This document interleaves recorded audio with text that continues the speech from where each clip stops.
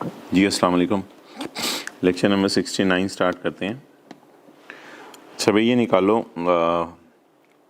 Chapter number 13।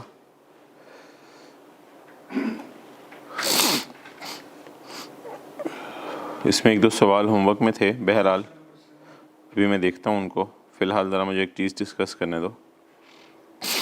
अच्छा जी, हमने ये पढ़ा था पेज नंबर 276 पे कि अगर एक साहब जो शॉर्ट टर्म रेजिडेंट इंडिविजुअल हों, शॉर्ट टर्म रेजिडेंट इंडिविजुअल है, उनका स्टे पाकिस्तान में 3 साल से कम है, तो जिन साहब का स्टे पाकिस्तान में 3 साल से कम हो और पाकिस्तान में सैलरी कमाने आए हों और बाहर की इनकम पाकिस्तान ना लाएं, अगर ये 3 शर्तें पूरी कर दें तो उनकी फॉरेन इनकम माफ़ होगी। बाहर की इनकम, पाकिस्तान की इनकम नहीं, उनकी कौन सी इनकम माफ़ होगी? फॉरेन इनकम, जो उन्होंने बाहर कमाई है। पाकिस्तान इनकम माफ़ नहीं होगी। ये हमने एग्जांपल भी की थी इसकी। उनकी फॉरेन इनकम माफ़ होगी। 3 साल जो उन्होंने बाहर के मुल्क में पैसे कमाए, पाकिस्तान इनकम नहीं माफ़ करनी, पाकिस्तान इनकम नहीं माफ़ करनी। अच्छा, इसमें ना एक और बात थी, वो देख लें। ये एक बिल्कुल हट के सा पॉइंट है। फ़र्ज़ करें एक साहब पाकिस्तान नौकरी करने आए 3 साल के लिए और उनका स्टे 3 साल से कम है। उनको पता चला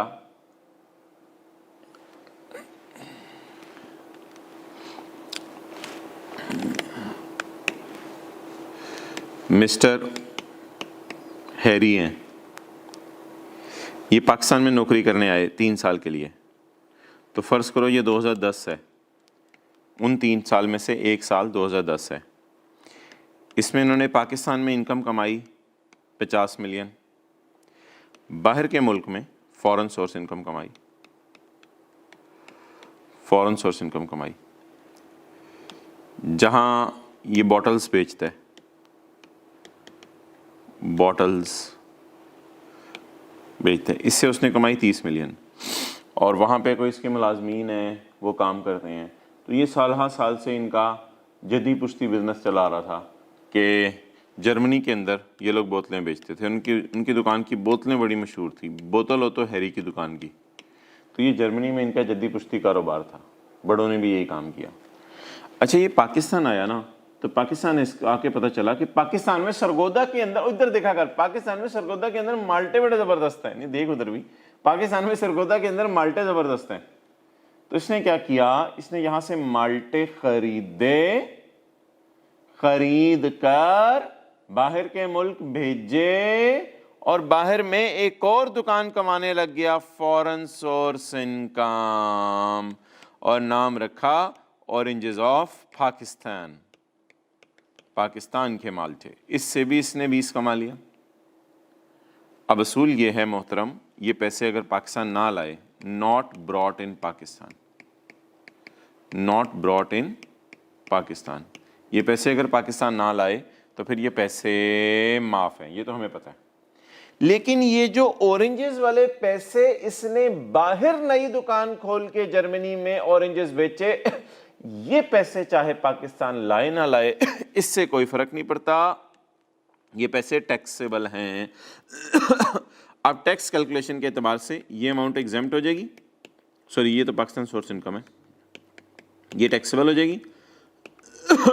50 रुपये, 30 रुपये एग्जेम्प्ट हो जाएंगे क्योंकि बाहर के पैसे पाकिस्तान नहीं लाया। लेकिन ये एक बिल्कुल नया सिनेरियो है, पाकिस्तान आने की वजह से बाहर दुकान खोली। अगर पाकिस्तान का माल खरीद के बाहर की दुकान पे रखो ना, ये पेपर में कभी नहीं आया, आने का चांस भी नहीं। पाकिस्तान का माल खरीद के बाहर के मुल्क में रख दो ना, तो फिर ये इनकम जो है वो टैक्सेबल बन जाएगी भाई। माना के फॉरेन सोर्स है और पाकिस्तान लाओ भी ना, पाकिस्तान नहीं लाया ये पैसे, नॉट ब्रॉट इन पाकिस्तान, इस पैसों के साथ भी मैं लिख देता हूं, ये भी पाकिस्तान नहीं लाया। अब पाकिस्तान लाए या ना लाए, ये इनकम टैक्सेबल ही टैक्सेबल है। तो 50 रुपये टैक्सेबल हो गए, 30 रुपये माफ हो गए और 20 रुपये टैक्सेबल हो गए। इसकी इनकम कितनी बनी? 70। चलो जी, तस्वीर खींच लो। ये नोट करने का मैं टाइम नहीं दे रहा हूँ कि इतनी इंपॉर्टेंट बात नहीं है, अंग्रेजी में खाली समझ आ गई तो काफ़ी है। ओके चलें जी, पॉज करके किसी ने करना मर्जी है, मेरे ख्याल से इतना इंपॉर्टेंट नहीं कि नोट करें, अगर कॉन्सेप्ट आपको समझ आ गया। देखो ये 50 के 2 का ए। However, under following circumstance, foreign income will be taxable. Any income कमाई from a business of person established outside Pakistan due to presence in Pakistan. अच्छा ये ब्रैकेट वाली बात ना मैंने अपने से डाली है, ये आप पेपर में ना लिखना, ठीक है, ना लिखना आई कैप में, ब्रैकेट वाली बात ये समझने के लिए डाली है। बोलो क्या है? Any income derived from a business of a person established outside Pakistan due to, Pakistan में आने की वजह से पता चला ना ऑरेंज भी है, वरना पाकिस्तान आता उससे क्या पता चलता किन्नू क्या है, माल्टा क्या है, संतरा क्या है, मौसमी क्या है, जिससे ऑरेंजेस उसने बेचे। तो यार जनरल रूल तो वही है जो हम इतने दिनों से पढ़े हैं, ए बी और 2 का बी। जनरल रूल तो दोबारा बता दो। अगर कोई बंदा 3 साल से कम नौकरी करने आया है तो बाहर के पैसे अगर पाकिस्तान ना लाए तो उसकी फ़ॉरेन इनकम माफ़ है, लेकिन एक सूरत में फ़ॉरेन सोर्स इनकम टैक्सेबल हो सकती है, चाहे वो पैसे लाए या ना लाए इससे फ़र्क नहीं पड़ता, चाहे वो पैसे लाए या ना लाए इससे फ़र्क नहीं पड़ता, अगर वो पाकिस्तान में मौजूदगी की वजह से बाहर इसने काम शुरू किया। भाई कितने मिनट हो गए रिकॉर्डिंग को? यहाँ से नज़र आता है, पहला क्लिप तो नज़र आता है। अच्छा चैप्टर 5 निकालो। हाँ बताओ, नहीं नज़र आ रहा क्या? अच्छा चलो खैर है। अच्छा यार ये ज़रा रॉयल्टी की डेफिनेशन रिवाइज करो चैप्टर 5 में। असल में रॉयल्टी क्या होता है? रॉयल्टी होता है आपने हश पफीज़ वालों ने किसी को जूते का डिज़ाइन इस्तेमाल करने दिया तो हश पफीज़ वाले जो उससे पैसे लेंगे वो रॉयल्टी होगी। राइस वालों ने किसी एफएससी के कॉलेज को अपना नाम इस्तेमाल करने दिया तो वो जो पैसे राइस वाले लेंगे वो राइस वालों की रॉयल्टी इनकम होगी। जापान वालों ने होंडा कार्स वालों को अपना नाम एच का लोगो यूज़ करने दिया तो जापान वाले होंडा कार से जो पैसे लेंगे वो रॉयल्टी होगी। तो हमने पढ़ा था रॉयल्टी क्या है? रॉयल्टी है यूज़ करने की इजाज़त देना अपना patent, invention, design, secret formula और ट्रेडमार्क। क्लियर? पॉइंट बी हमने पढ़ा था रॉयल्टी क्या है? यूज़ करने देना किसी को अपना लिटरेली आर्टिस्टिक साइंटिफिक वर्क। अच्छा ये इंक्लूडिंग फिल्म्स और videos, including films in connection with television और टेप और in connection with radio broadcasting. आमतौर पर जो फिल्म चलाने दी जाती है ना टेलीविजन, टेप या रेडियो ब्रॉडकास्टिंग पे, तो बाहर के मुल्क की फ़िल्म, जैसे किसी मुल्क की बाहर के मुल्क की फ़िल्म है, कोई डॉक्यूमेंट्री है, वो हम पाकिस्तान वाले को चलाने दें वो तो ख़ास मुद्दत के लिए इजाज़त देते हैं। 1 दफ़ा चला सकते हो, 2 दफ़ा चला सकते हो, 4 दफ़ा चला सकते हो। लेकिन अगर किसी बाहर के मुल्क ने पैसे रिसीव किए for sale of cinema film, यानी सिनेमा फिल्मों से बेच दी। सिनेमा फिल्म बेचने का मतलब ये है कि अब उसको बेच दिया सिनेमा फिल्म, जो चाहे तो आगे लोगों को भी बेच सकेगा, पाकिस्तान में भी बाहर के मुल्कों में भी। तो फिर ये पैसे रॉयल्टी नहीं है, फिर ये क्या है? इसको छोड़ें, ये हमारे स्कोप में नहीं। But shall not include any consideration for sale of cinema film. ऊपर सेल नहीं हो रही, ऊपर चलाने की इजाज़त दी जा रही है टीवी पे और टेप रिकॉर्डर पे या रेडियो पे, ऊपर चलाने की इजाज़त दी जा रही है, नीचे सेल हो रही है। सेल या डिस्ट्रीब्यूशन, आपने उसे डिस्ट्रीब्यूट कर दी, बांट दी, आगे उसकी मर्जी है जिस मर्जी को बांटे, इसमें ना हमेशा के लिए आपको दे दी जाती है। और एग्जीबिशन या जगह जगह आपने उस फिल्म के एग्जीबिशन लगाने की इजाज़त दे दी, अब आप जितनी मर्जी दफ़ा लाखों एग्जीबिशन लगाएं कोई नहीं आपको पूछेगा। तो जहाँ ये बात लिखी हो तो ये सिनेमा, बहरहाल ये ना कोई सिनेरियो बेस्ड सवाल आने का नहीं है, बस ये थ्योरी में ही इंशाल्लाह आएगा, तो उस एतबार से मैंने आपको कहा बता दूँ। अच्छा इसके अलावा कोई विजुअल इमेजेस गुजर रहे थे या साउंड्स गुजर रही थी? इंडिया से चाइना जा रही थी साउंड्स, इंडिया से चाइना विजुअल इमेजेस जा रहे थे। कैसे जा रहे थे? सैटेलाइट के ज़रिए जा रहे थे, केबल के ज़रिए जा रहे थे या ऑप्टिक फाइबर के ज़रिए जा रहे थे? रास्ते में पड़ता था पाकिस्तान, पाकिस्तान ने कहा ये जो साउंड केबल के ज़रिए जा रही है ये मुझे पाकिस्तान के टीवी रेडियो पे चलाने दो, तो ये इंडिया वालों की रॉयल्टी इनकम हो जाएगी। अच्छा जी, पॉइंट डी में मैंने कहा था कि supply of technical knowledge, supply of technical knowledge. जैसे इंटरनेट आपका घर में ख़राब होता है ना, तो आप फ़ोन करते हो इंटरनेट वालों को, यार मेरा इंटरनेट ख़राब है, कई दफ़ा वो फिज़िकली बंदा भेज देते हैं, कई दफ़ा फिज़िकली बंदा भेज देते हैं, ठीक है। इसको सप्लाई ऑफ टेक्निकल नॉलेज नहीं कहते, ये तो टेक्निकल सर्विस दे रहे आके, ये तो टेक्निकल सर्विस इनकम टाइप चीज़ है। लेकिन अगर वो फिज़िकली बंदा ना भेजें, बल्कि आपको ऑनलाइन ही फ़ोन पे समझा दें, या यहाँ जाएं, ये आईपी एड्रेस डालें, ये करें वो करें, हिस्ट्री डिलीट करें, ये करें वो करें, लटरम पटरम इस किस्म की बातें कर रहे हों, तो ये तो आपको अपना नॉलेज ट्रांसफ़र कर रहे हैं ना। तो ये जो इनकम है ना, इसको कहते हैं, मैंने इंटरनेट की एक मिसाल दी है, इस चीज़ को कहते हैं सप्लाइंग टेक्निकल नॉलेज। इसमें आके फिजिकली लोग आपको हेल्प नहीं करते, लेकिन सिर्फ ऑनलाइन नॉलेज सप्लाई कर रहे होते हैं। नेक्स्ट, यूज की इजाजत देना इंडस्ट्रियल इक्विपमेंट, लिखा करो ना, कमर्शियल इक्विपमेंट और साइंटिफिक इक्विपमेंट। यूज की इजाजत देना इंडस्ट्रियल इक्विपमेंट, कमर्शियल इक्विपमेंट और साइंटिफिक इक्विपमेंट। अच्छा यार, बिजनेस के चैप्टर में भी हमने इस किस्म की बात पढ़ी थी, उधर तो हमने इसको रॉयल्टी में नहीं डाला था। बिजनेस के चैप्टर में अगर आप आओ तो हमने पहले सफ़े पे पढ़ा था, छोड़ो पहले सफ़े पे पढ़ा था बिजनेस के चैप्टर में, एनी इनकम फ्रॉम किराए पे देना ऑफ टेंजेबल मूवेबल प्रॉपर्टी। मिसाल के तौर पे रेंटा कार का एक कारोबार है, तो रेंटा कार का क्या कारोबार है, टेंजेबल गाड़ियाँ, मूवेबल गाड़ियाँ, इमूवेबल चीज़ों का किराए पे देना तो इनकम प्रॉपर्टी है, मूवेबल चीज़ का किराए पे देना इनकम फ्रॉम बिजनेस है। रेंटा कार का कारोबार है, रेंटा फर्नीचर का आपका कारोबार है, इसी किस्म के कारोबार हैं। मिसाल के तौर पे कैटरिंग वाले फर्नीचर अपना दे देते हैं फंक्शंस के लिए, तो रेंटा फर्नीचर, रेंटा कार, ये बिजनेस में फॉल करते हैं। लेकिन ये रेंटा, ये क्या चीज़ बीच में आज आ गई,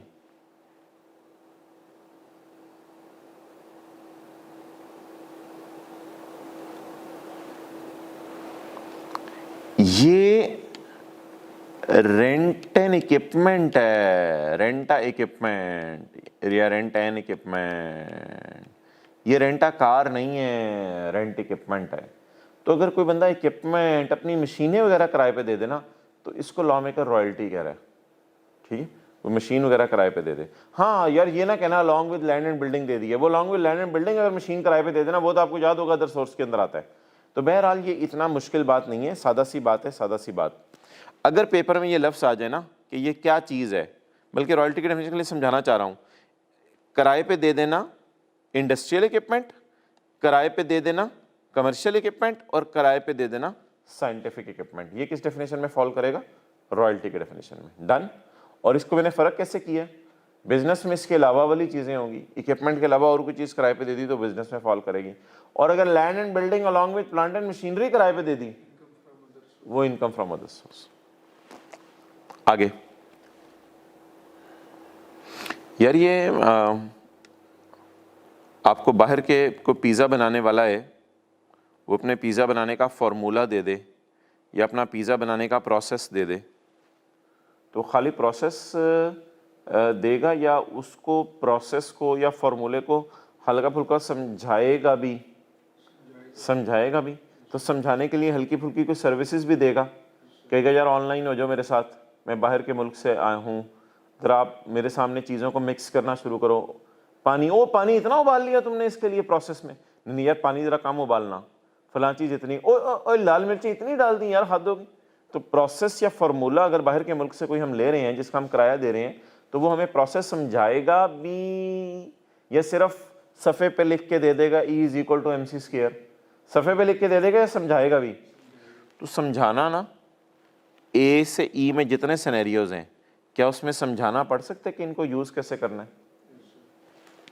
सप्लाई ऑफ मदद, डेट इज एंशिलरी एंड सब्सिडरी। एंशिलरी क्या होती है, उसके बगैर गुजारा नहीं चल सकता। सब्सिडरी क्या होती है, सबॉर्डिनेट। सब्सिडरी क्या होती है, सबॉर्डिनेट चीज। अच्छा, हमने फॉर्मूला मंगवाया या हमने फॉर्मूले को समझने के लिए असिस्टेंस मांगी थी? हमने फॉर्मूला मंगवाया था। समझने के लिए असिस्टेंट तो एक सब्सिडरी चीज थी, सबॉर्डिनेट चीज थी, छोटी चीज थी, लेकिन एंशिलरी थी जरूरी थी, इसके बगैर हो नहीं सकता था काम। समझ आ गई बात? तो क्या अगर बाहर के मुल्क से मैं पिज्जा बनाने का फॉर्मूला मंगवाऊं तो क्या फॉर्मूला अगर सफ़े पे लिख के आ जाए काफी है, या हल्का फुल्का समझाने का तरीका भी पूछना पड़ेगा, बनाने का तरीका भी पूछना पड़ेगा? तो बाहर का बंदा क्या करेगा बोलो? सप्लाई करेगा, हमें क्या करेगा? असिस्टेंस देगा, और वो असिस्टेंस मेरे लिए जरूरी होगी और ताबे चीज होगी। मेन चीज असिस्टेंस नहीं होगी, मेन तो वो फॉर्मूला होगा। In subsidiary to any property और राइट। प्रॉपर्टी और राइट क्या मतलब? To any formula. प्रॉपर्टी और राइट का मतलब लिखो to any formula as mentioned in sub clause A through ई। आप लोग पेपर में क्या लिख के आओगे? As mentioned above in all points. A through E की जगह लिख के आओगे as mentioned above in all points. अच्छा, ये सर्विस क्यों दी जा रही है यार? ये सर्विस आपको क्यों दे रहे हैं कि पानी कितना उबालो, ये कितना करो? It is furnished as means of enabling the enjoyment of formula. ये इसलिए दी जा रही है ताकि आप इससे इनेबल तो हो जाओ कि फार्मूला एंजॉय कर सको। पता चले फार्मूला मंगवा लो, देख के रोजाना दीवार पे लिख के जो है वो चाट लो आप उसको, इससे तो काम नहीं बनेगा। है फार्मूला दीवार पे लिख के चाटने से कोई काम बनेगा? ताकि उसको एंजॉय कर सकें आप। अच्छा, इन द एंड आपने उसे कहा यार फार्मूला बहुत अरसे से मैं आपको रॉयल्टी दे रहा हूँ, 10-12 साल हो गए हैं रॉयल्टी देते हुए, यार फार्मूला बेच ही दो मुझे। या तुम्हारा स्कूल डिज़ाइन इस्तेमाल करते हुए, तुम्हारा शूज़ का डिज़ाइन बाहर के मुल्क वालों बड़ा अरसा हो गया इस्तेमाल करते हुए, अब हमें बेच ही दो। एक ही दफ़ा को पैसे ले लो, बात ख़त्म करो, रोज़ाना रॉयल्टी देना। तो कई दफ़ा लॉयल कस्टमर जो होते हैं उनको ये कहते हैं चलो यार तुम्हें बेच ही देते हैं, लेकिन ये बहुत बोल्ड डिसीजन होता है बिज़नेस के फार्मूले और ये चीज़ें हमेशा के लिए बेचना। वरना आमतौर पर इस्तेमाल की इजाज़त मिलती है 5-6 साल के लिए, फिर इस्तेमाल की इजाज़त वापस ले लेते हैं ये लोग। The disposal of any property or right referred to in above clauses। Paper में इस तरह लिखा होगा इन above points। डिस्पोजल, इन्हीं चीजों का बेच देना। तो बताओ क्या हुआ? 10 साल तक आपने किराया दिया, 10 साल तक किराया दिया। अब स्पेनिश पिज्जा वालों ने आपको रेसिपी बेच दी, इसके फिर वो काफ़ी पैसे लेंगे। लिख लो 10 साल तक किराया दिया, अब स्पेनिश पिज़्ज़ा वालों ने आपको फॉर्मूला प्रोसेस बेच दिया। अच्छा, ये जो आखिरी 2 पॉइंट्स है ना, ये ऊपर वाले सारे से मिल रहे हैं। 10 साल तक किराया दिया तो वो तो उनकी रॉयल्टी इनकम है, लेकिन अगर उन्होंने बेच भी दिया तो ये भी एक तरह की रॉयल्टी है। अगले सारे सालों में अब वो आपसे किराया नहीं लेंगे, एक ही दफ़ा इसको बेच रहे हैं। ये जो पॉइंट है ना F और G, ये ऊपर वाले सारे पॉइंट्स के साथ मिल रहे हैं। ABCDE अलग पॉइंट थे। F ने क्या लिखा हुआ था कि ABCDE को चलाना इस तरह इस्तेमाल नहीं होता। बाहर से इंडिया से साउंड्स आ रही हैं, विजुअल इमेजेस आ रहे हैं, अब हम चला रहे हैं, डिस्टॉर्ट हो रहे हैं। तो इंडिया वालों ने कहा यार ये क्या चक्कर है, विजुअल इमेजेस हम चला रहे हैं, धुंधले धुंधले आ रहे हैं। उन्होंने आपको इनेबल कर दिया कि आप इंजॉय कर सकें कोई सर्विस दे के हल्की फुल्की। तो इन चीज़ों को इस्तेमाल करने के लिए हल्की फुल्की मदद तो चाहिए होगी ना। और अगली बात, इन चीज़ों को आप इस्तेमाल करते रहे, किराया देते रहे। एक वक्त क्या आएगा कि अगर आप उसे कहेंगे यार 10 साल हो गए मुझे किराया देते, मेरी बस हो गई, अब आप मुझे क्या कर दो, बेच दो। तो 10 साल तक जो बंदा किराया ले रहा था, स्पेनिश पिज़्ज़ा वाले स्पेन में जो इसका किराया ले रहे थे, वो किराया भी उनकी रॉयल्टी इनकम था और आज उसका बेचना भी रॉयल्टी इनकम है। डिस्पोजल, उसका बेचना भी आज रॉयल्टी इनकम है। तो जिस चीज़ की आप किराया देते रहे हो, अगर उसको खरीद लो तो उसका बेचना अगले बंदे के लिए क्या है? तो स्पेनिश पिज़्ज़ा वालों के लिए 10 साल तक पैसे क्या थे? Royalty income. आज पाकिस्तान की कोई पिज़्ज़ा की शॉप उनको पैसे दे रही थी तो उनके लिए रॉयल्टी इनकम थी, और 10 साल बाद उन्होंने बेच दिया तो भी ये उनके लिए पैसे जो है कौन सी इनकम है? रॉयल्टी इनकम है। अब इसमें ना यार इस तरह की चीज़ें ना पूछना, अच्छा सर न्यूमेरिकल में वो लोग कैसे डील करेंगे इसको, उनके लिए ये डिस्पोजल कैसे होगी, हम कैसे, और भाई ये चीज़ें सिलेबस में होती मैं बता देता। बस रॉयल्टी की डेफिनेशन की हद तक हल्की फुल्की बातें कर रहा हूँ। इनसे ये ना पूछा करो किसको गेन आ रहा है, किसको लॉस हो रहा है, कौन परचेज कर ले, किसके लिए क्या है, उस एतबार से सोचवाना हो, मैं खुद सोचवाऊंगा। चलो यार, हमारा एक सफ़र रहता है चैप्टर 6 में, वो निकालो। किधर है चैप्टर 6? 69 page number 69। हाँ, ये बड़ा आसान सा पेज है सारा, ऐसे ही उस वक्त ज़रा छुड़वा दिया, सारी आसान सी बातें हैं।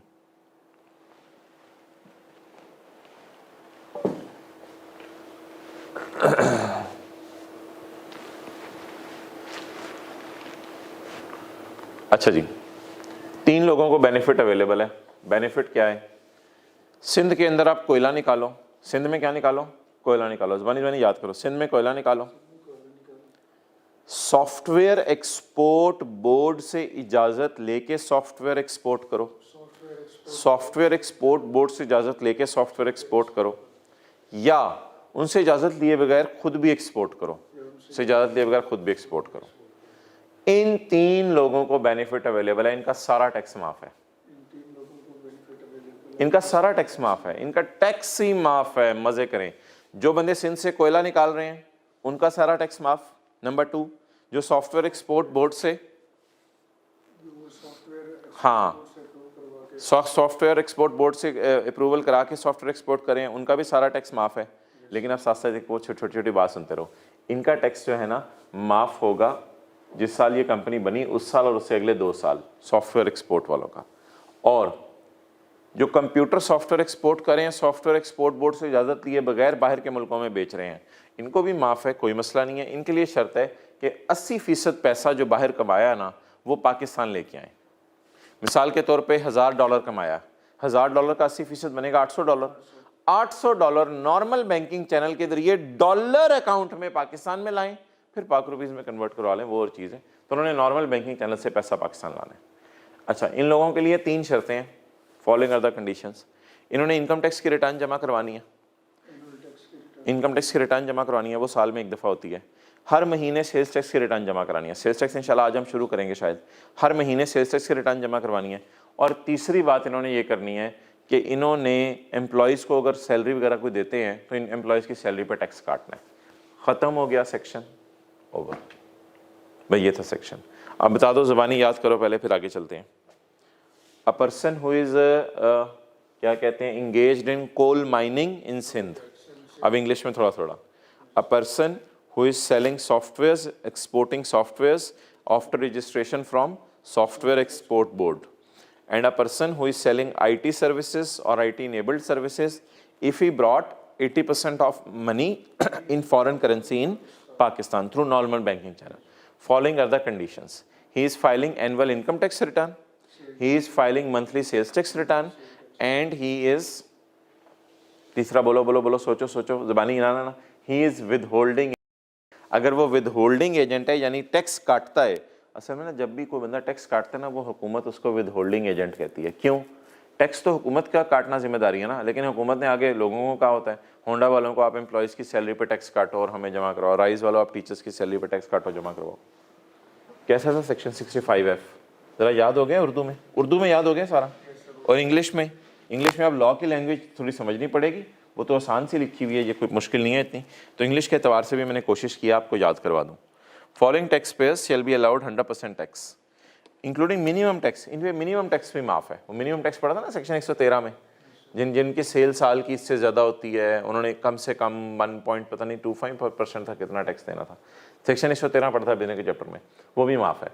Following taxpayers will be allowed 100% tax including minimum and final tax upon fulfillment of certain conditions and limitations. Persons engaged in the coal mining projects in Sindh supplying कोयला to power generation projects, ये अगली शर्त है। Power generation वालों को बेचना है, कोयला बाहर एक्सपोर्ट ना कर रहे हो, ये शर्त है। पावर जनरेशन वालों को बेचना है जो पाकिस्तान में बिजली बना रहे हैं। स्टार्टअप होता है सेटअप कंपनी, कारोबार। अ कारोबार which is certified by Pakistan Software Board. Credit will be allowed in the year of startup and following 2 years. कोयले वालों को हमेशा टैक्स माफ होगा, अगले 50 साल भी टैक्स माफ है, लेकिन इनको किस साल टैक्स माफ है? सिर्फ 1 साल और उसके बाद आगे 2 साल। Persons deriving income from exports of computer software, underline करते रहो। Persons deriving income from export of computer software, number 1, ये ना 3 चीज़ें हैं। Export of computer software number 1, number 2 IT services, और नंबर 3 IT इनेबल्ड सर्विसेज। अब IT वाले दोस्त को फ़ोन करके ना पूछना कि IT सर्विसेज क्या होती हैं और IT इनेबल्ड सर्विसेज क्या होती हैं। इनकी डेफिनेशन हमारे सिलेबस में थी लेकिन निकल गई हुई है, नहीं है। तो इसलिए ये ना पूछना दोस्त को कि IT सर्विस और IT इनेबल्ड सर्विसेज में क्या फ़र्क होता है, और याद कर लो। Person driving income from export of computer software, IT services और IT enabled services up to year ending 30 June 2025। ये बेनिफिट भी 30 जून 25 तक है। इसके बाद अवेलेबल नहीं है, 30 जून 25 तक, उसके बाद अवेलेबल नहीं है। If 80% of export proceeds, export proceeds क्या होता है? Foreign currency no. If foreign currency is brought into Pakistan in foreign exchange through normal banking channel. शराइत बता दो क्या? Annual return of income tax has been filed with, नहीं point 2 जरा, चलो 3 पढ़ लो फिर। Monthly sales tax return for tax periods have been filed, withholding tax statements for relevant year have been filed। withholding tax statement क्या होती है? ये राइस भी जमा करवाता है। Rice file statement of tax deduction of employees salary. इसमें नाम आ रहा होता है सर नासिर का, सर उमैर का, सर आसिफ का, सर नवीद का, इसमें नाम आ रहा होता है, ठीक है, कि इन लोगों का हमने इतना इतना टैक्स काटा, इतने हमारे एम्प्लॉइज हैं, इनका इतना इतना टैक्स काटा। Withholding tax statement for relevant year have been filed to FBR, ज़ाहिर बात है, file to FBR। If person से मुराद businessman, if businessman is withholding agent, अगर ये विदहोल्डिंग एजेंट है, बिजनेसमैन विदहोल्डिंग एजेंट ही होते हैं।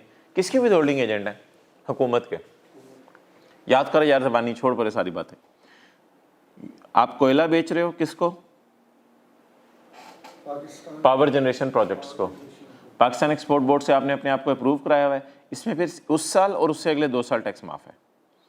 और ये जो सॉफ्टवेयर एक्सपोर्ट कर रहे हैं, या IT इनेबल्ड सर्विसेज या IT सर्विसेज दे रहे हैं, इनको 80% पैसा पाकिस्तान कम से कम लाना पड़ेगा जो बाहर के मुल्क में कमाया, लेकिन ये शर्त है 25 जून 25 तक इनको ये बेनिफिट अवेलेबल है, उसके बाद अवेलेबल नहीं होगा।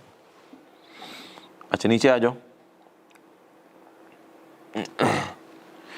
यार, ये ना रिटेलर्स होते हैं। अभी टायर 1 को ब्रैकेट में ले लो।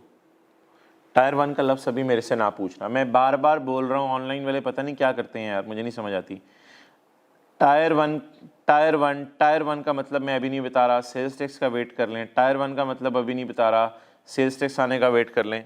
अच्छा, ऑल रिटेलर्स कौन होते हैं ये बताओ जरा। रिटेलर कौन होते हैं? जो बड़ी बड़ी फैक्ट्री हैं जिन्होंने बनाई हुई हैं, या जो दुकानें खुली होती हैं सड़कों के ऊपर, ये रिटेलर होते हैं।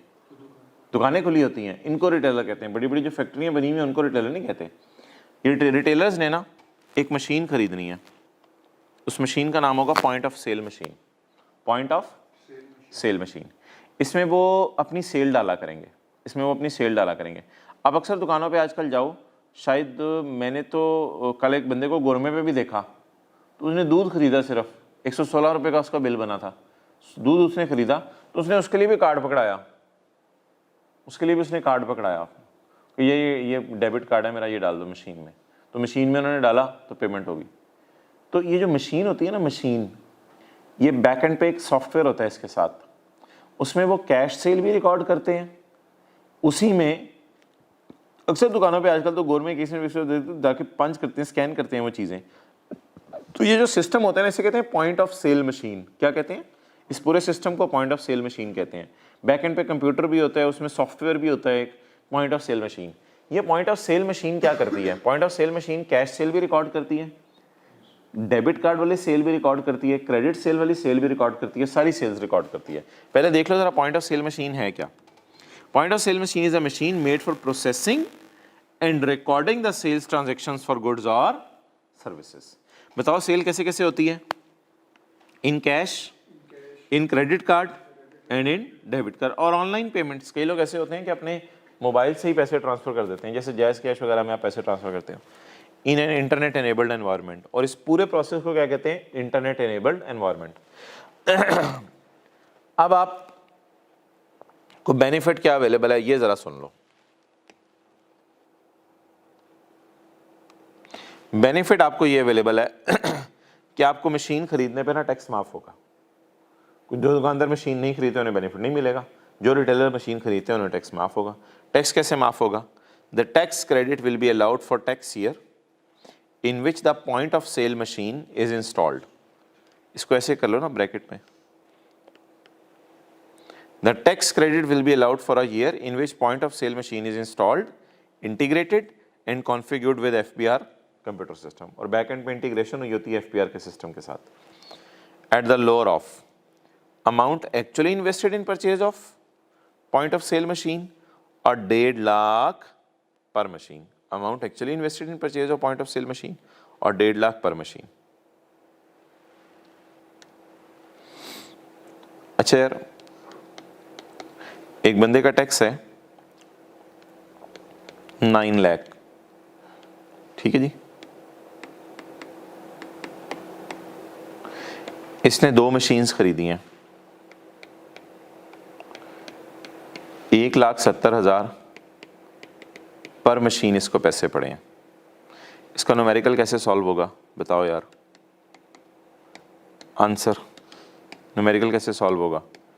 टैक्स कितना बना? 9 lakh less allowed tax credit under section 64D। अच्छा, लोअर ऑफ क्या करना है यार बताओ? इसमें A over B into C नहीं है, बस direct lower of. Lower of,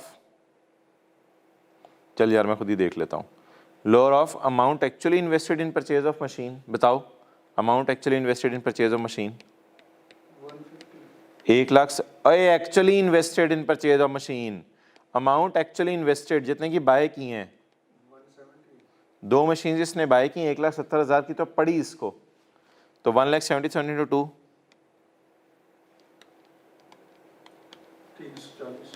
340 या 1.5 लाख। 1.5 लाख लॉ मेकर की तरफ से, जैसे गाड़ी नहीं होती थी तो गाड़ी आप खरीदते थे तो वो कहता था 30 लाख की गाड़ी नहीं, इसे 25 की कर दो। तो यहाँ मशीन 1,70,000 की खरीद रहे हैं, वो कहते हैं लोअर ऑफ 1,70,000 और 1.5 लाख। लेकिन मशीनें कितनी हैं? 2। क्या आ गया जवाब? अच्छा, लोअर क्या है? आपके मुंह से निकल गया था 3 लाख, इसलिए मैं था। अच्छा, ये क्वेश्चन है, ये सोल्यूशन है। टैक्स कितना बना? उस टैक्स कितना बना? चलो नोट करो।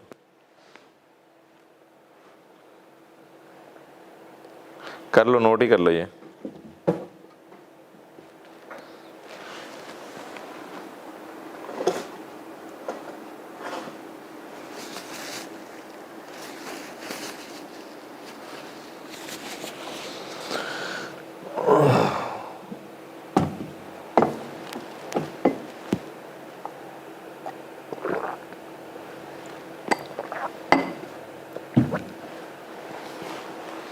चले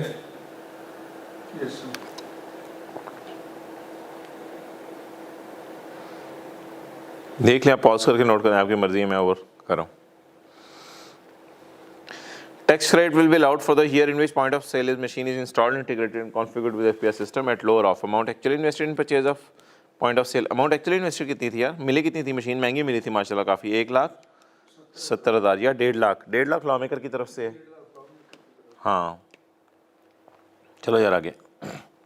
अब पहली लाइन में कोई जान ही नहीं है क्योंकि आपने सारा मैकेनिज्म तो पढ़ लिया। All retailers are required to integrate with board's point of sale online real time reporting system. A tax rate for POS machines will be allowed to them। नीचे आगे सारा तरीका लिखा हुआ है, क्लियर? ये ना पेज 69 नया आया है सिलेबस में, तो ये ज़रा ध्यान रखना इस पे, ये वो होना जो टेस्ट ना हो जाए इससे।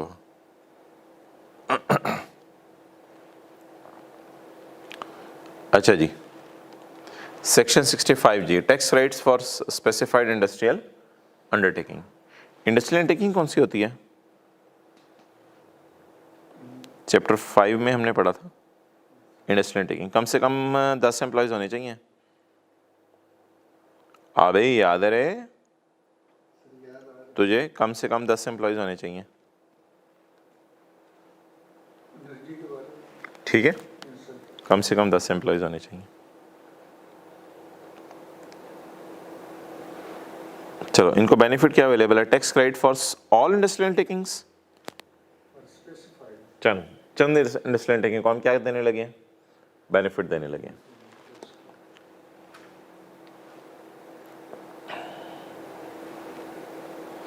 अच्छा, इसमें कॉन्सेप्ट ना पहले पढ़ना पड़ेगा। Green field industrial undertaking, green field industrial undertaking.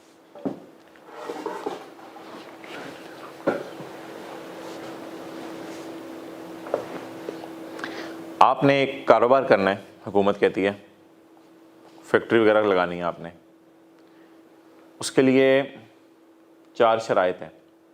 ये चारों के दरमियान में ना एंड डाल लो, ये बल्कि एंड यहीं पे डला हुआ है, बी के साथ मिल रहा है। 5 बातें हैं।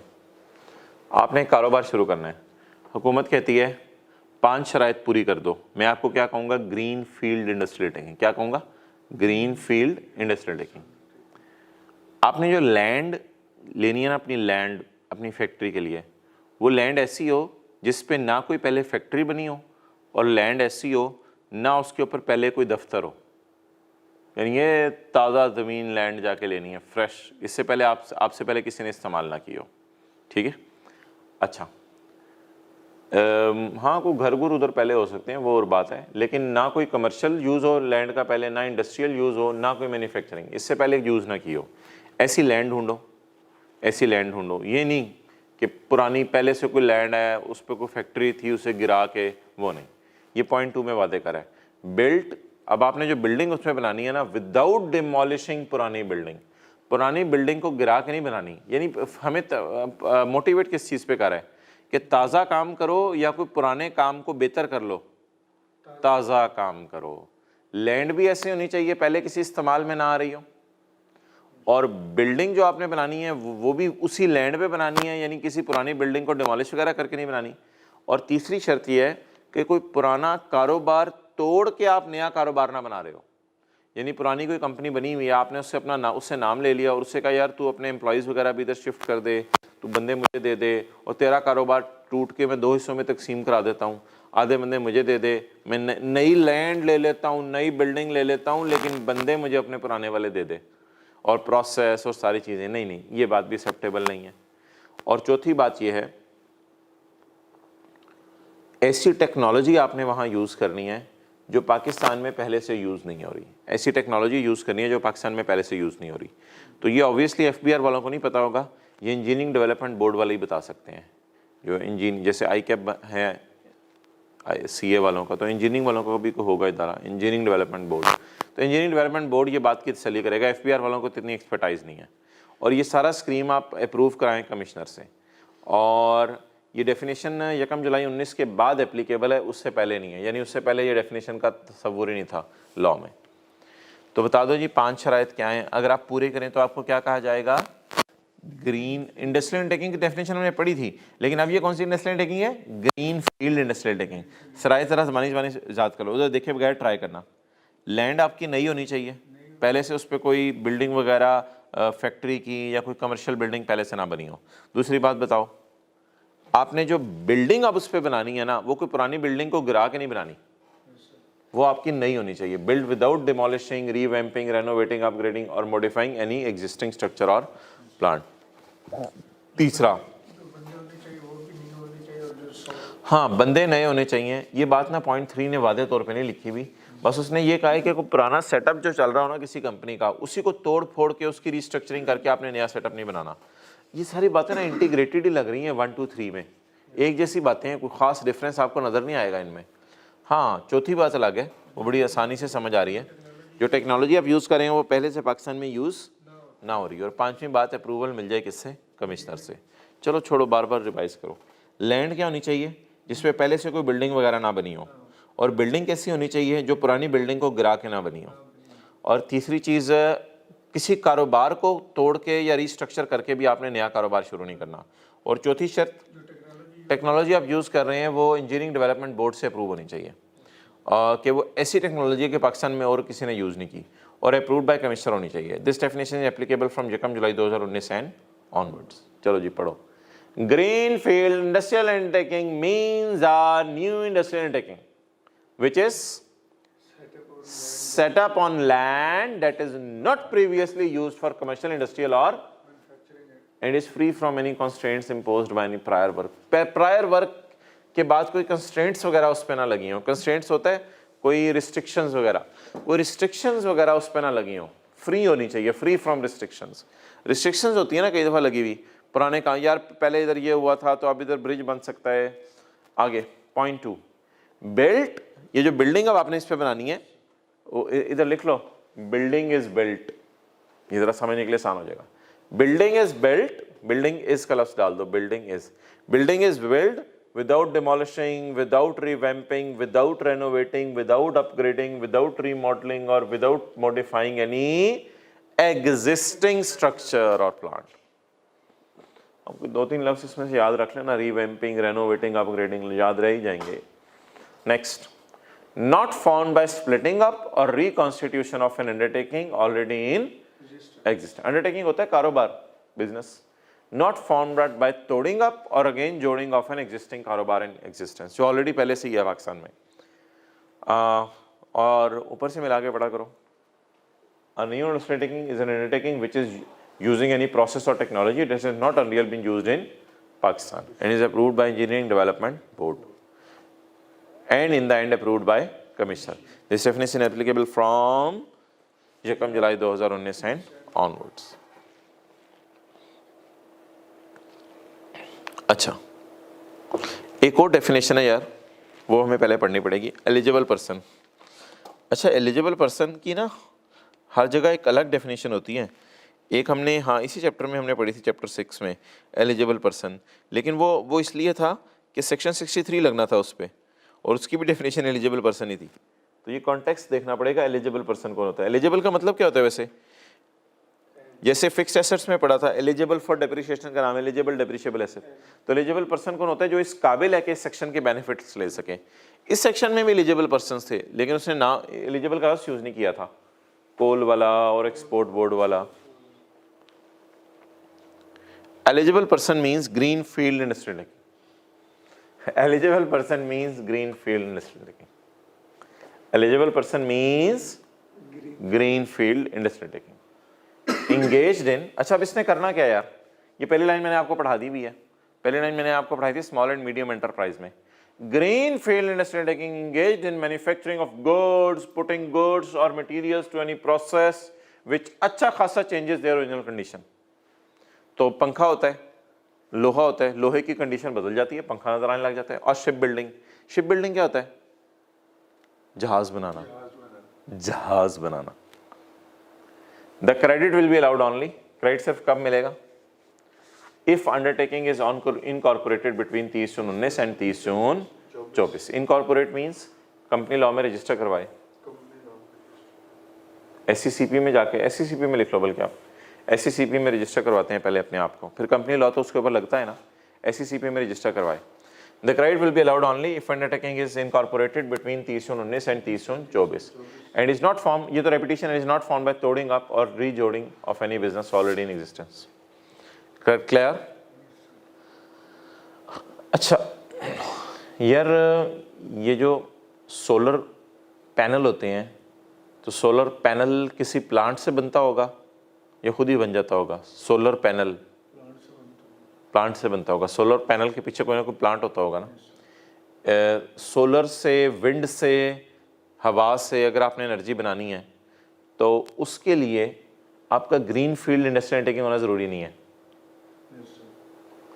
उसके लिए खाली इंडस्ट्रियल टेकिंग होना भी काफ़ी है।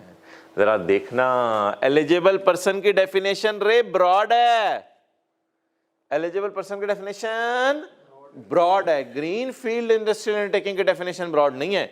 ग्रीन फील्ड इंडस्ट्रियल अंडरटेकिंग की डेफिनेशन आई और इसने आगे का ग्रीन फील्ड इंडस्ट्रियल अंडरटेकिंग अगर मैन्युफैक्चरिंग वगैरह या शिप बिल्डिंग शुरू कर दे इसे टैक्स माफ कर देंगे। लेकिन eligible person means industrial undertaking का मतलब है कि ये आप ग्रीन फील्ड की बात नहीं कर रहा। तो ग्रीन फील्ड एक डेफिनेशन है, इसको हमने यहां यूज कर लिया। अब इंडस्ट्रियल अंडरटेकिंग की तरफ वापस आ गए। Industrial undertaking setup by 30th day of June 2023। ये सेटअप कब तक हो जाए? 30 जून 23 तक तो इसको बेनिफिट मिल जाएगा। और ये 30 जून 19 के बाद जब मर्जी सेटअप हो, लेकिन 30 जून 24 तक भी अगर सेटअप हो गई तो इसको बेनिफिट, लेकिन ये कब तक बने तो बेनिफिट मिलेगा? 30 जून 23 तक। और कब से ये उसने नहीं बताया। तो इस 30 जून 19 और 30 जून 24 का मतलब समझ लो। अगर आप 30/19 को FBR के पास गए तो आपको बेनिफिट मिल जाएगा, मुझे रजिस्टर कर दो। अगर आप 30/2020 को गए तो भी बेनिफिट मिल जाएगा, 30/21, 22, 23, 24 को भी गए तो बेनिफिट मिल जाएगा। ये बंदा अगर 30/23 तक जब मर्जी चला जाए इसको बेनिफिट मिल जाएगा।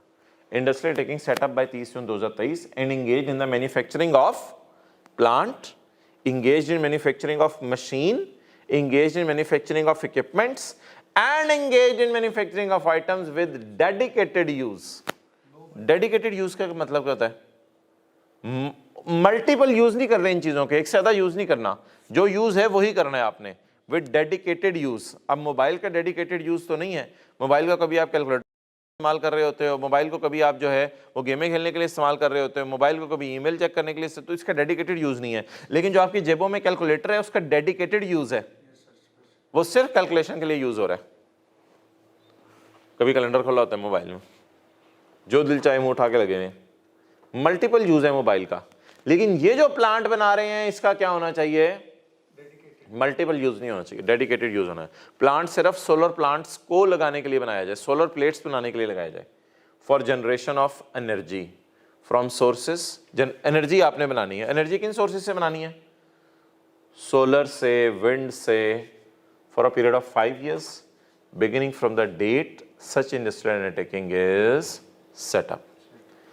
ये लिखे for a period of 5 years का मतलब for a period of 5 years को अंडरलाइन करो। अब जरा बात समझना, 30 जून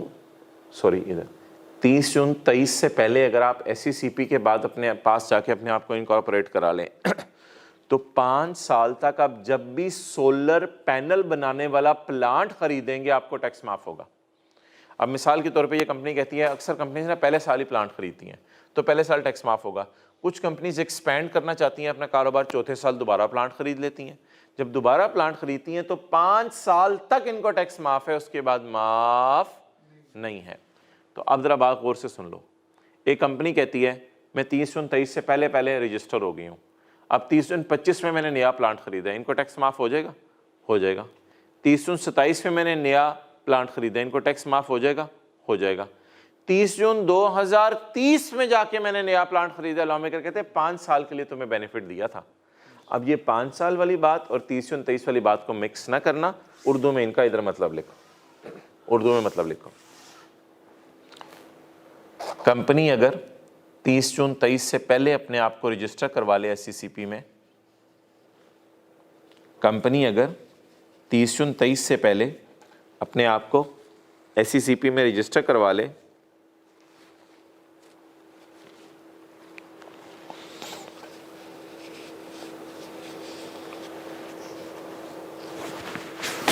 तो 5 साल तक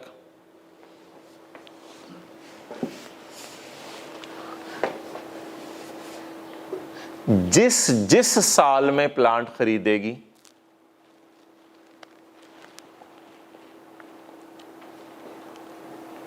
उसे उस साल में टैक्स माफ होगा। तो जिस साल में प्लांट खरीदेगी उसे उस साल टैक्स माफ होगा।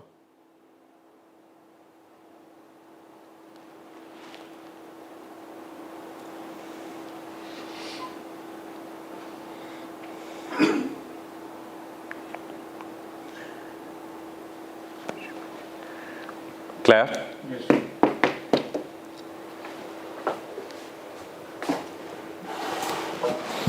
अब इनको बेनिफिट क्या है यार, ये सुन लो। मुझे लगता है इस पे थोड़ा आपको टाइम लगाना पड़ेगा याद करने के लिए। सेक्शन 65G, पिछले दोनों तो ज़रा आसान थे, पॉइंट ऑफ सेल मशीन और वो, ये टाइम लगा देना इस पे थोड़ा याद करने के लिए। बेनिफिट सुन लो क्या है।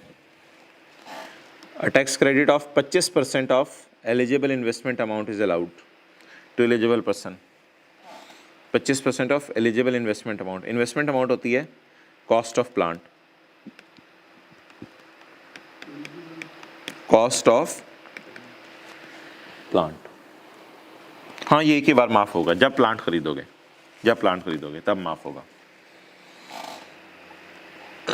अच्छा,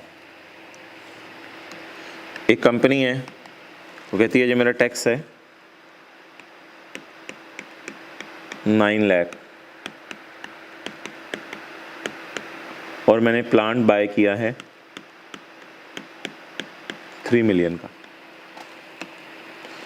ये हो गया क्वेश्चन, ये हो गया सॉल्यूशन। टैक्स कितना है जी?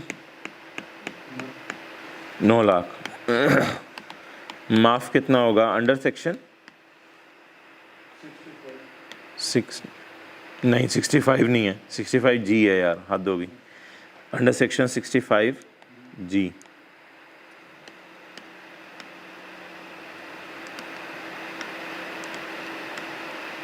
जी कैसे लिखते हैं? ऐसे? चलो चलेगा, चलेगा, भागेगा, दौड़ेगा और चल, ये हो गया है। अच्छा जी, अंडर सेक्शन 65 जी किस तरह टैक्स माफ़ होने? प्लांट की कॉस्ट पकड़ो 3 मिलियन, इसका लो 25%,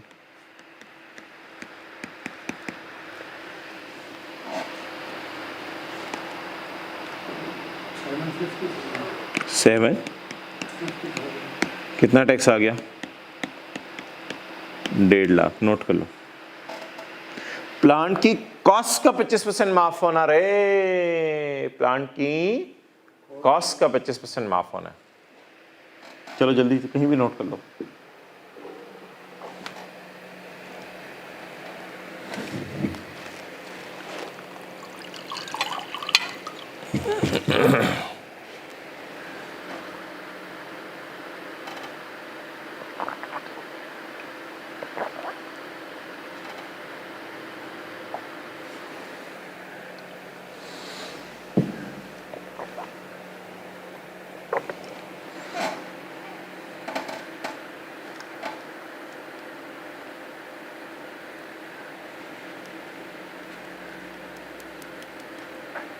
ओके, अब पढ़ो।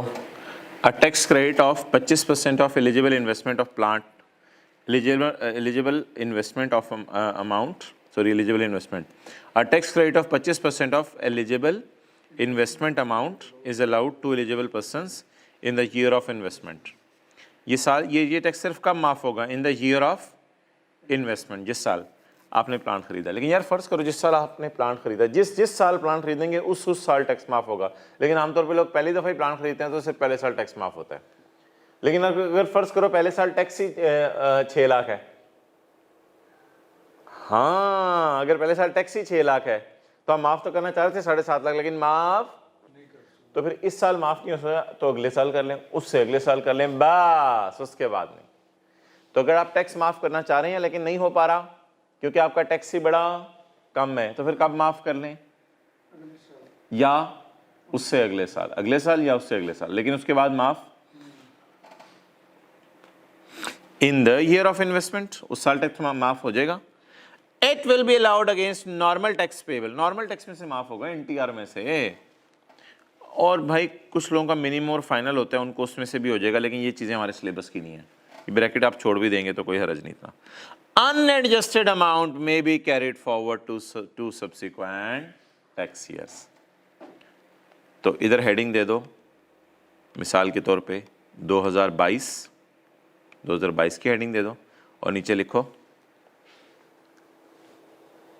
अगर इस साल 9 लाख की जगह 6 लाख होता, 2022 की हेडिंग दे दो और लिखो अगर इस साल 9 लाख की जगह 6 लाख होता तो फिर एक्सेस क्रेडिट अगले 2 साल कैरी फॉरवर्ड होता। तो एक्सेस क्रेडिट अगले 2 साल कैरी फॉरवर्ड होता। अब ठीक है रे, समझ आ रहा? पक्की बात कर रहे? ओके चलें जी आगे, खत्म करें। एलिजिबल इन्वेस्टमेंट क्या होती है यार? देखो देखना जरा, 25% of eligible investment is allowed to eligible person. अब what is eligible investment? Eligible investment means investment made in the purchase and installation of new machine, new building equipment, hardware, software, except self created software. Software बना बनाया खरीदने या खुद बनाने? खुद बनाएंगे तो फिर ये टैक्स माफ नहीं होगा। ये टैक्स किस किस पे माफ होगा? मशीन पे होगा, बिल्डिंग पे होगा, इक्विपमेंट पे होगा ये टैक्स माफ।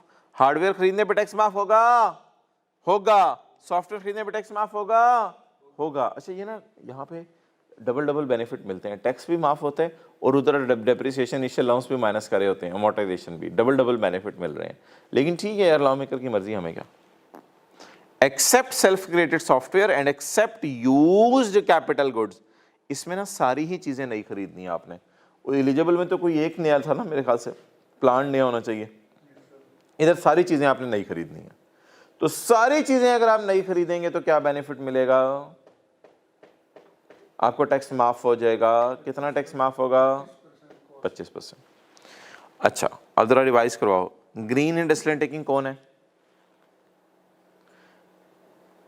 जिसकी लैंड भी पहले से यूज ना हो रही हो और बिल्डिंग आपने रीबिल्ड नहीं करनी पहले से को पुरानी उड़ा के। आपने किसी बिजनेसेस को तोड़ के नया बिजनेस नहीं बनाना।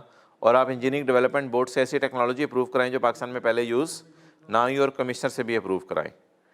अगर आप ये सारी चीज़ें कर लेते हैं और मैन्युफैक्चरिंग शुरू कर देते हैं या शिप बिल्डिंग, और 30/19 से 30/24 के दरमियान अपने आप को रजिस्टर करवा लेते हैं और किसी पुरानी कंपनी को तोड़ के कारोबार नहीं करते, तो आपको प्लांट खरीदने पे 25% टैक्स माफ होगा। और अगर माइनस ना हो सका तो अगले 2 साल माइनस होगा। ये एक बात हो गई। अगली बात, ये बेनिफिट ना बिल्कुल अलग है।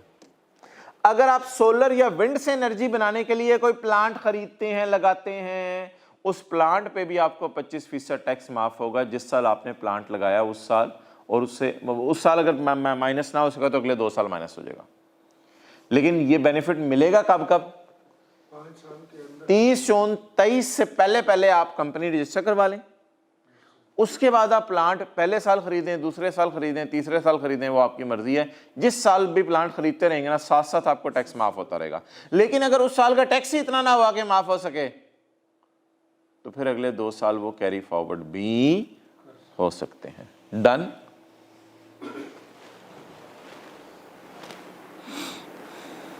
अच्छा जी, चलें। इसकी हेडिंग पहले की क्या थी? Tax credit for certain person. Certain person तो अब पता नहीं है भाई कि अब क्या हेडिंग देगा। बहरहाल कोल या सॉफ्टवेयर एक्सपोर्ट टाइप को लफ्ज़ दे देगा अगर पूछना हुआ तो। फिर सर्टन पर्सन तो अजीब सा लफ्ज़ है वैसे, अगर खुदा ना खासा हेडिंग से उठाता है सवाल। सर्टन पर्सन याद करो लफ्ज़। Tax credit for specified industrial taking या all specified. Tax credit for point of sale machine. Clear? अब क्या करें यार, चलो बस टाइम ज़ाया करते हैं। सेल्स टैक्स फिर कल शुरू कर लेते हैं, टाइम ज़ाया करते हैं। जो निकालो आप चैप्टर 13 निकाल लो। ज़ाया तो नहीं करना यार हमने टाइम, हद हो गई। टाइम को यूटिलाइज करते हैं यार। क्वेश्चन 7,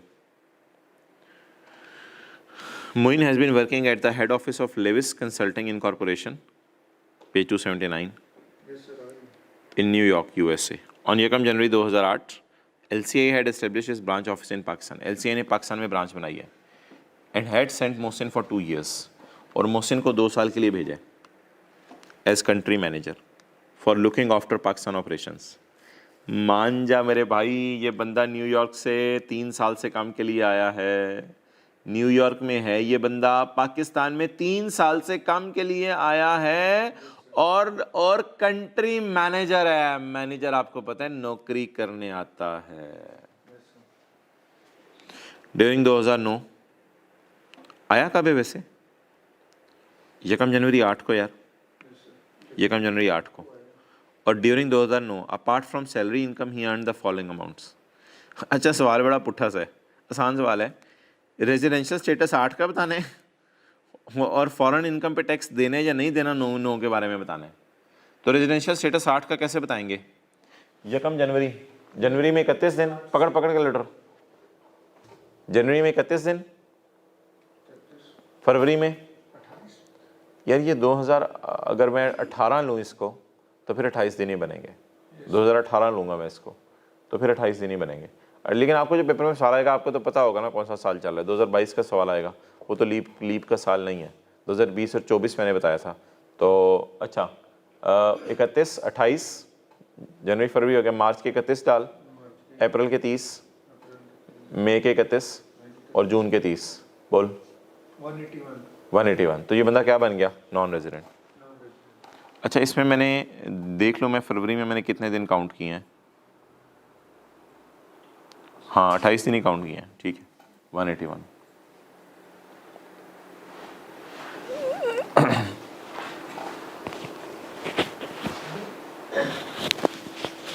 आगे चलें, अगला डेटा पढ़ो।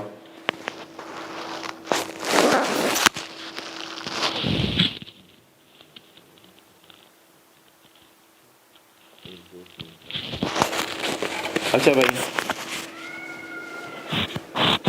During 2009 apart from salary income, यार सैलरी तो मिल ही रही है ना, सैलरी क्यों मिल रही है? असल में ये न्यूयॉर्क का बंदा था, इसको लेविस कंसल्टिंग ने भेजा है कि लेविस कंसल्टिंग ने as a country manager Pakistan में भेज दिया, तो इसको सैलरी तो मिलनी है। Apart from salary he earn the following, याद रखना सैलरी पाकिस्तान सोर्स इनकम है, वो तो टैक्सेबल होगी, लेकिन वो सवाल ने पूछा ही नहीं, ये टैक्सेबल होनी है। इसके अलावा उसने क्या किया? ही conducted a seminar in USA. अच्छा अब बता दो, 3 साल से कम के लिए पाकिस्तान में आया, सर आपको कैसे पता चला 2 साल? यार ये 2 साल, 2.5 साल, 1 साल के लिए बाहर का बंदा पाकिस्तान आ जाए, आपके कान खड़े हो जाने चाहिए। पेपर में ना सारे सवालों में पता नहीं चल रहा होता ये किस चैप्टर का सवाल आया है, कुछ सवालों में ऐसा होता है, मैं सारे सवालों में नहीं कह रहा, इस तौर पर इसका खास तौर पर बाहर का बंदा पाकिस्तान 3 साल से कम के लिए आ जाए नौकरी करने, तो कान खड़े हो जाने चाहिए। एक और भी पढ़ा था हमने, वो सेक्शन ये था कि बाहर के लोग थे, पाकिस्तान छोड़ के चले हुए थे, पाकिस्तान वापस आ गए हैं और 4 साल से ज्यादा पाकिस्तान से बाहर थे। उधर क्या लिखा होगा? 4 साल से ज्यादा बाहर थे। इधर क्या लिखा होगा? 3 साल के लिए पाकिस्तान आए हैं, या 2 साल के लिए, या 2.5 साल के लिए, या 1 साल के लिए, या 6 महीने के लिए पाकिस्तान आए हैं और आए हैं नौकरी करने के लिए। तो इनकी फॉरेन इनकम माफ है। शर्त यह है कि फॉरेन इनकम को पाकिस्तान में नहीं लाना। ऑन 15 दिसंबर 2008, यार ये तो 2009 ही बनता है, ये 2009 ही बनता है। On 15 December 2008 he conducted a seminar in USA, ये तो फॉरेन इनकम है।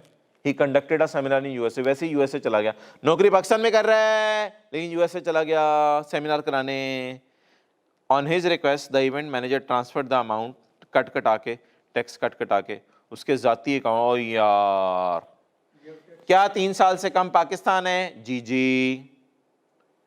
क्या ये बंदा नौकरी करने आया है? कंट्री मैनेजर है, हाँ जी। क्या ये पैसे पाकिस्तान में नहीं लाया? नहीं ले आया है, ये अमाउंट तो टैक्सेबल बन जाएगी ना। आगे पढ़ें। और 31 मई 2009, ये भी टैक्स ईयर 9 है। He earn income from business establish in USA, business उसका यूएसए में है एस्टेब्लिश्ड, उससे उसने कारोबार कमाया। तो बोलो अगर एक बंदे का बिजनेस एस्टेब्लिश है यूएसए में, तो ये उसकी कौन सी इनकम है? फॉरेन सोर्स है, Pakistan source? Foreign source income है। And brought 40% in Pakistan, 40% taxable हो जाएगा और पेपर में लिख के आएंगे 60% एग्जेम्प्ट हो जाएगा। अब लिख के क्या आएंगे लॉ की language? Where an individual is present in Pakistan for a period or period in exceeding 3 years or less, and he is solely resident because of his employment and he did not receive money in Pakistan, then his foreign source income will be taxable. इस तरह law की language लिखाएंगे। अब scenario से link करके आएंगे, therefore all of the money received in respect of seminars is received in Pakistan, so it is fully taxable. However, the money received in respect of बोलो ना, however money received in respect of business established in Pakistan is only taxable up to 40%. 60% will not be taxable because all of the 3 conditions are met for 60%. Done?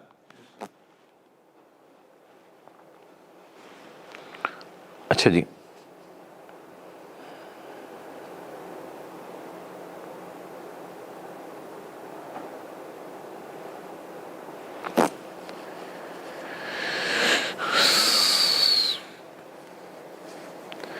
अच्छा यार शोहर जो है ना बीवी को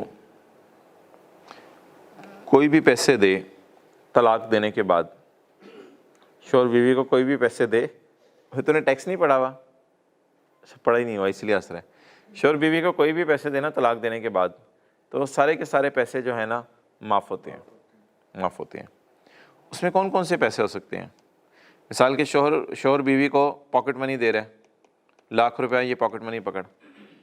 शोहर बच्चों की तालीम का ख़र्चा उठा रहा है, ये भी बीवी की इनकम नहीं है। शोहर बीवी को मंथली पैसे लगवाए हुए हैं पॉकेट मनी, वो तो मैंने आपको बता दिया, ये भी माफ़ है। शोहर ने बीवी को घर दे दिया, ये भी माफ़ है। यानी करोड़ रुपए का घर था, बीवी का तू ले ले, ये भी माफ़ है। करोड़ रुपए का बीवी को बेनिफिट मिला है लेकिन ये माफ़ है। अच्छा, लेकिन अगर बीवी उस एसेट से इनकम कमाने लग जाए तो वो इनकम माफ़ नहीं होगी बीवी को, वो बीवी की इनकम होगी, जाहिर सी बात है, बीवी तो बीवी है, ओके, लेकिन पुरानी है, तलाक दे दी ना। ऑन 1 जुलाई 2001 को अहमद की बीवी सेपरेटेड फ्रॉम हर शोहर। अहमद की बीवी ने कहा, अहमद तू मशरिक की तरफ, मैं मगरिब की तरफ, और आज के बाद मैं तू जुदा जुदा, और ये जो मुन्ना है ना, जिगर हमारा शहजादा इमरान, ये मुझे दे दे। Below are the extracts from the agreement. मुआहदे में क्या तय पाया? मुआहदे, चल लिख, पकड़ कागज़, पकड़ कागज़, अहमद पकड़ कागज़, लिख इस पे 50,000 रुपया मुझे हर महीने भेजा करेगा। अहमद ने कहा, खादिम, खादिम, माना कि मैं रिटायर हो गया हूँ, तलाक दे दिए, लेकिन खादिम, इसके अलावा मेरे बच्चे के लिए तू भेजा करेगा 10,000। अहमद ने कहा, मेरा भी बच्चा है, इंशाल्लाह भेजा करूँगा, टेंशन ना ले तू। यार ये तो एग्जाम्प्ट है ना, ये भी एग्जाम्प्ट है। Ahmed will transfer the ownership of shop in her spouse name.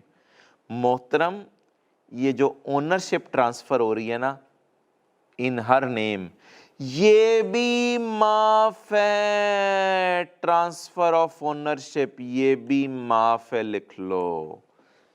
उसको एक शॉप ट्रांसफर कर दी, दुकान 25-30 लाख की दुकान थी, बिल्डिंग थी, उसकी लैंड थी, 25-30 लाख की दुकान उसको ट्रांसफर कर दी, वो 25-30 लाख का बेनिफिट बीवी को माफ है।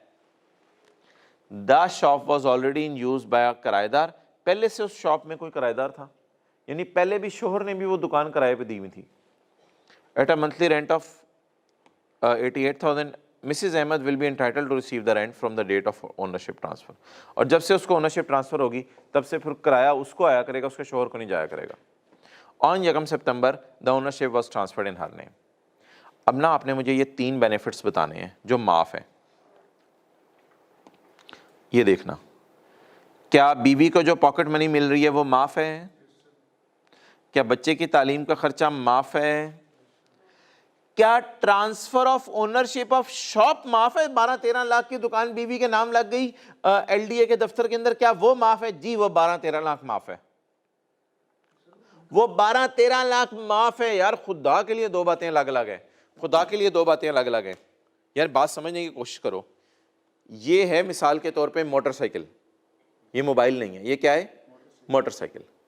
तो शोहर ने बीवी को मोटरसाइकिल दे दिया, ये मोटरसाइकिल 50-60 हजार रुपए का होता है, आपको पता है। ये 50-60 हजार बीवी को माफ है। बीवी ने बाद में ये मोटरसाइकिल क्रीम वाले को दे दिया कि तू जो है चलाया कर और मुझे थोड़े से पैसे दे दिया कर। ये इनकम बीवी की टैक्सेबल है। समझने की बात कोशिश करो। शोहर ने बीवी को दे दी दुकान, और मोहतरम दुकान तो 25-30 लाख की होगी, लैंड बिल्डिंग। वो जो दुकान का मिलना बीवी को माफ है। आगे बीवी अगर दुकान किस पे दे दे?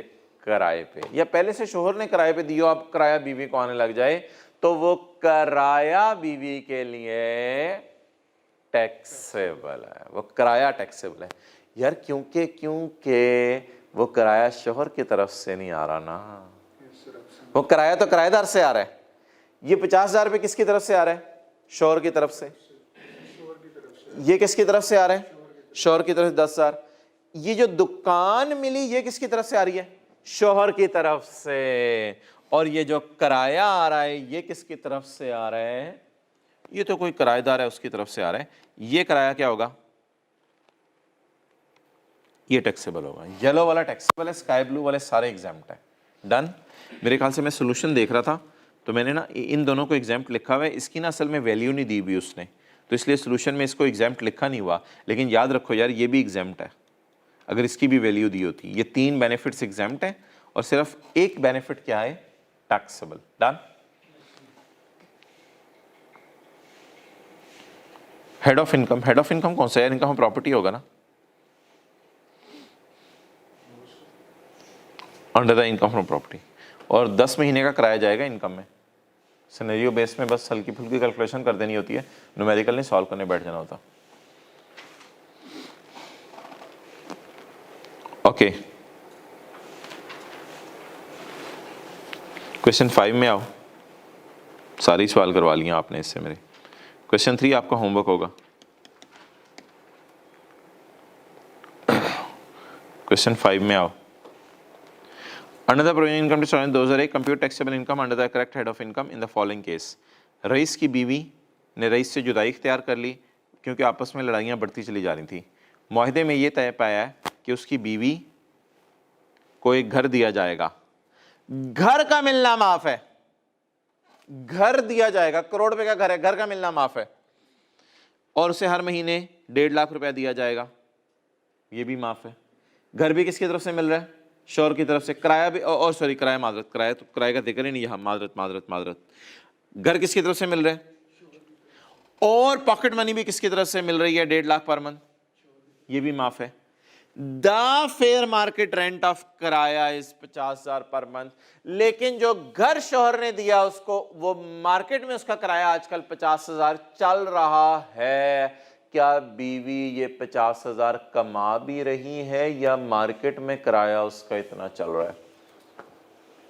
मार्केट में उसका किराए पे कहीं सवाल में लिखा हुआ है बीवी ने किराए पे दे दिया। एग्जामिनर को पूरा राइट है आपको तंग करने का। ये 50,000 पेपर में फारक करें, इसको इग्नोर करें। अपॉर्चुनिटी कॉस्ट टाइप लॉ, हमारे लॉ में कोई कॉन्सेप्ट नहीं है कि अगर बीवी खुद ना रहती तो 50,000 का किराए पे देती। अबे वो खुद रह रही है घर में। सर आपको कैसे पता चला खुद रह रही है? भाई कहीं नहीं लिखा हुआ उसने किराए पे दिया। सर अगर वो शोहर को रेंट पे दे दे, वो तो अगली बात है ना, वो तो सवाल बताएगा तो फिर ठीक है ना। अब मुझे बता दो, इस बीवी को क्या मिला है? आ हाउस, एक मकान मिला है, और क्या मिला है? हर महीने 1.5 लाख। कितने बेनिफिट हो गए? 2। सवाल ने चलते चलते बता दिया घर का किराया मार्केट में 50,000 है, and it is given on rent to someone else, और बीवी जाके कहीं झोंपड़ी में रह रही है। ये तो नहीं लिखा हुआ सवाल में कि ये किसी और को इसने किराए पे दे दिया और खुद जाके झोंपड़ी में रह रही है या अपनी अम्मी के घर रह रही है। ये लिखा हुआ सवाल में। अगर ये लिख देते तो फिर घर का किराया माफ होता, तो घर का किराया टैक्सेबल होता है इसके हाथ में। तो अभी तो मोहतरम सभी माफ है, सब कुछ माफ है। ठीक है जी। तो इस सवाल में घर किराए पे नहीं दिया। 2 बेनिफिट मिल रहे हैं, घर मिल रहा है और 1.5 लाख मिल रहा है, दोनों बेनिफिट्स माफ है। और ये 50,000 तो परेशान करने के लिए दिया था। समझ आ गई? ये तो इसको किसी की तरफ से भी 50,000 नहीं मिल रहा, वो तो किराएदार से आ रहा था ना। ये 50,000 किसी तरफ से मिल नहीं रहा। मिल सकता है, लेकिन मिल सकता है वो तो टैक्स नहीं लगता ना। चलो जी ओवर करो यार, 1 घंटा 15 मिनट ना हो जाए कहीं, बंद करो। ओके, अल्लाह हाफिज़, कल मिलते हैं।